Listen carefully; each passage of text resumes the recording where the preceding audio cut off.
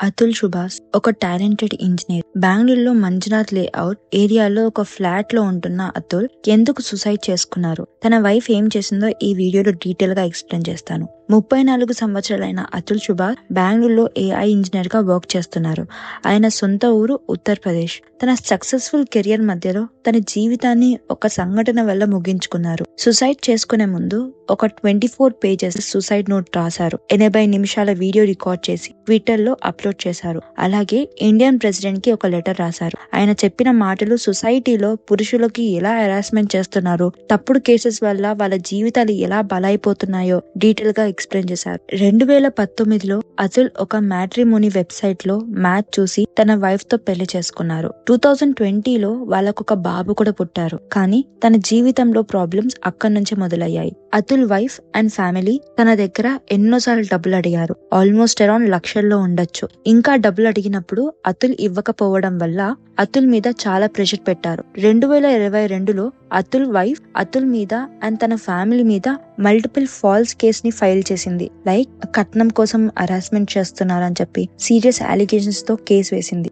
ఈ కేసు వల్ల అతుల్ 2 సంవత్సరాలుగా మెంటల్ గా, ఫైనాన్షియల్ గా చాలా సఫర్ అయ్యారు. ఒక అలిగేషన్ ప్రకారం అతుల్ 10 లక్షల కట్నం డిమాండ్ చేశాడని, ఆ ప్రెషర్ తట్టుకోలేక తన ఫాదర్ హార్ట్ అటాక్ తో చనిపోయారని తన వైఫ్ కేసు వేసింది. కానీ కోర్టులో క్రాస్ ఎగ్జామినేషన్ చేసినప్పుడు అతుల్ వైఫ్ చెప్పింది ఏంటంటే వాళ్ళ ఫాదర్ లాంగ్ టర్మ్ ఇల్నెస్ తో సఫరింగ్ అని, తన ఫాదర్ కి 10 years గా ఎయిమ్స్ లో హార్ట్ డిసీజ్ కి ట్రీట్మెంట్ తీసుకుంటున్నారని చెప్పింది. కానీ ఈ కేసు విత్డ్రా చేయలేదు. సెటిల్మెంట్ కోసం ₹1 కోటి డిమాండ్ చేసి తర్వాత 3 కోట్లకి ఇంక్రీజ్ చేశారు Atul wife and family. Court కేసులో జడ్జ్ ముందు అతుల్ ఇలా చెప్పారు, చాలా మంది పురుషులు ఇలాంటి ఫాల్స్ కేసు వల్ల సూసైడ్ చేసుకొని చనిపోతున్నారు అని. అప్పుడు అతుల్ వైఫ్ వెటకారంగా, మరి నువ్వెందుకు ఇంకా చనిపోలేదని అడిగింది. ఈ ఇన్సెన్సిటివ్ కమెంట్ విని జడ్జ్ నవ్వటం మొదలు పెట్టింది. అతుల్ వైఫ్ నీ రూమ్ నుంచి వెళ్లిపోని ఆర్డర్ ఇచ్చారు. తర్వాత 5 లక్షలు ఇవ్వు, నేను ఈ కేసుని సెటిల్ చేస్తానని చెప్పి జడ్జ్ రీతా చెప్పింది. అతుల్ వైఫ్ మాత్రమే కాదు, అతుల్ వైఫ్ ఫ్యామిలీ నుంచి కూడా చాలా ప్రెషర్ వచ్చింది.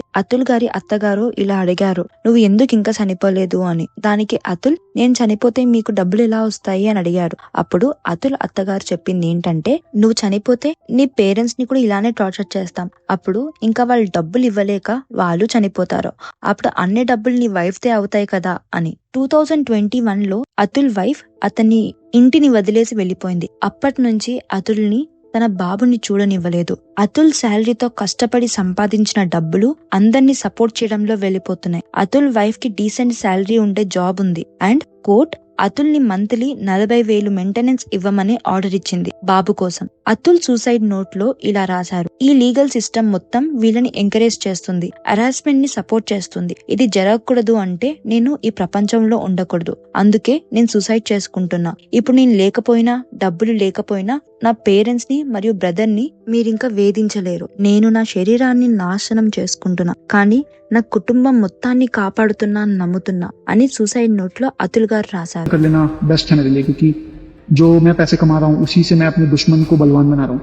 वही पैसे मुझे ही बर्बाद करने के लिए यूज हो रहे हैं. माफ करना, जिस उम्र में मुझे अपने मम्मी पापा का सहारा बनना था, उस उम्र में उन्हें हमेशा के लिए दुख देके जा रहा हूँ. ऐसा ఇండియాలో చాలా మంది పురుషులు ఫాల్స్ కేసుతో చనిపోతున్నారు. సొసైటీలో ఉమెన్స్ ఇష్యూకి ఎక్కువ ఇంపార్టెన్స్ ఇచ్చినప్పుడు మెన్స్ కి జరిగే ప్రతి ప్రాబ్లమ్ ని ఫాల్స్ అని డిస్మిస్ చేస్తున్నారు. ఈ సిస్టమ్ ని క్వశ్చన్ చేయాలి. అతుల్ సుభాష్ ఒక ఎగ్జాంపుల్ మాత్రమే.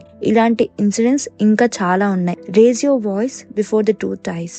లీగల్ సిస్టమ్ జస్టిస్ ఇవ్వడానికి ఉండాలి, కానీ మిస్యూజ్ చేసినప్పుడు వేధించడానికి ఒక టూల్ గా మారిపోయింది. ప్రతి జీవితానికి విలువ ఉండాలి, కానీ తప్పుడు కేసు వల్ల, సొసైటీ జడ్జ్మెంట్ వల్ల మరియు అకౌంటబిలిటీ లేని పరిస్థితుల వల్ల ఎంతో మంది లైఫ్ ని కోల్పోతున్నారు. ఈక్వాలిటీ గురించి మాట్లాడుతున్నాం, కానీ నిజంగా మన జస్టిస్ ఫేర్ గా ఉందా? ఎందుకు పురుషుల వాయిస్ ని వీక్ అని, తప్పు అని డిస్మిస్ చేస్తున్నారు? వీళ్ళని వినకూడదా? పురుషులకి కూడా జస్టిస్ ఈక్వల్ గా దొరికినప్పుడే మన సొసైటీలో నిజమైన ఈక్వాలిటీ ఉంది అని చెప్పగలం. అతుల్ సుభాష్ లాంటి ఇన్సిడెంట్ మళ్ళీ జరగకూడదు అని కోరుకుందాం.